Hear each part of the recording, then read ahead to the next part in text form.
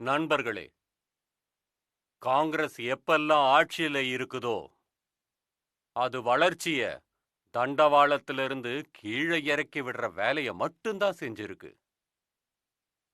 காங்கிரஸும் வளர்ச்சியும் ஒன்னா சேர்ந்து என்னைக்கும் பயணிக்கவே பயணிக்காது.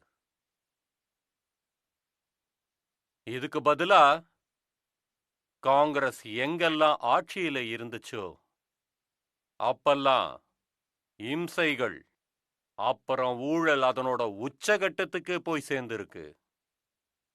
இதுதான் காங்கிரஸ்.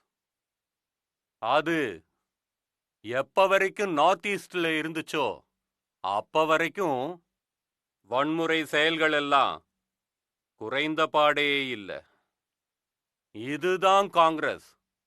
அது பதவியில இருக்கிற வரைக்கும் சத்தீஸ்கர்ல நக்சல் மவோயிஸ்டோட தொல்லைகள் அதிகமா இருந்தது. கடைசியில காங்கிரசுக்கும் இந்த கூட்டத்துக்கும் என்ன சம்பந்தம் இருந்ததுன்னு ஆதாரத்தை கேட்டா சொல்லுவாங்க. அதுக்கான பதில் இவங்களோட ஊழல் தான் காரணம்.